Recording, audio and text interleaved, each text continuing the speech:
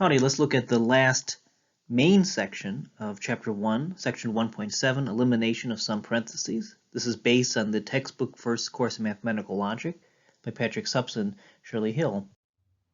When it comes to eliminating some parentheses, a warning must be mentioned from the outset. That is, not all textbooks follow this convention. It's just a matter of convention. The Suppes and Hill textbook has its own convention. Most other textbooks have their own convention. In fact, if you pick up the random contemporary logic textbook, there's a very good chance that you will not be able to remove any parentheses whatsoever. So that has to be kept in mind. So once again, some textbooks will not allow you to remove any parentheses whatsoever. If it was up to me, we would all follow the Suppes and Hill convention because I personally like it. But what is this convention? There are two primary rules and then a third one. The first rule tells us that the if-then connective is stronger than the other connectives. By default, the conditional is the strongest connective. For example, if you have a statement like this, in parentheses P and Q, close parentheses, arrow R, if we think about our general rules, the strongest connective is always outside of parentheses. But if we stipulate by default that the conditional is strongest, we can drop those parentheses. Hence, we can get this statement here. And there's no ambiguity because of rule number 1. It's a conditional. That's the strongest connective, not a conjunction. The conjunction, the and statement, is a minor sentential connective in that molecular sentence. Likewise for if P, then parentheses Q or R, close parentheses, we can drop those parentheses and get this statement here. The strongest connective is our conditional. So if P, then Q or R. However, we couldn't remove parentheses for something like this. Parentheses, if P, then Q, close parentheses, or R. We couldn't remove them because this statement here, we have a disjunction. What's strongest in terms of the sentential connective is always outside the parentheses. But if we remove those parentheses, this statement will become something different. It will become conditional, not a disjunction. Another example. If we have if A, then parentheses, if B, then C, we couldn't remove those parentheses. Because the question is, what is dominant there? What conditional? In this case, it happens to be this one, which is dominant. Or in other words, this statement and this statement are not the same.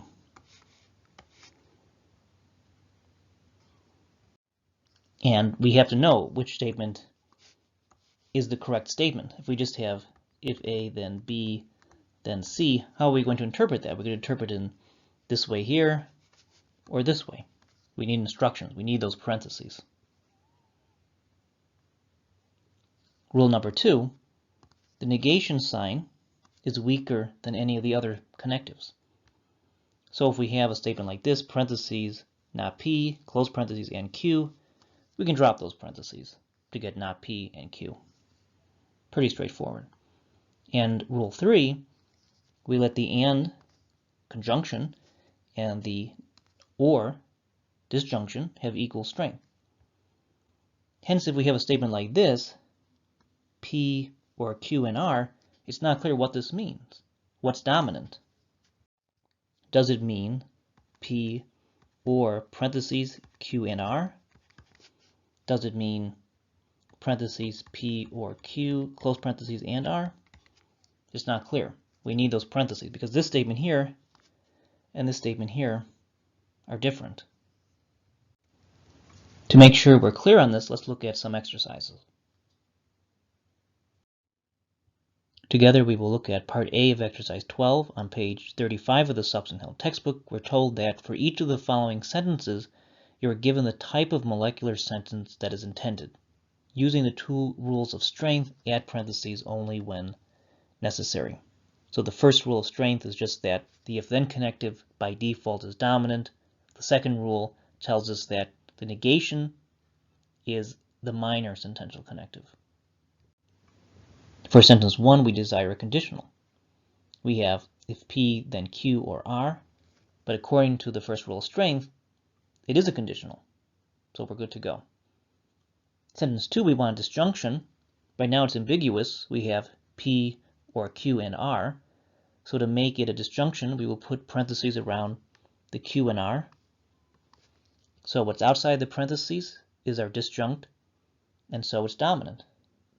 So we have a disjunction. P or parentheses Q and R, close parentheses. Sentence 3, we want a conjunction. Right now it's a conditional, according to the first rule of strength. And so we better put parentheses around the if R, then S. So now the and is outside of parentheses, it becomes dominant, and now it is a conjunction. Sentence 4, we want negation. Right now it's a conjunction, so let's put parentheses around the R and S. So now it's a negation.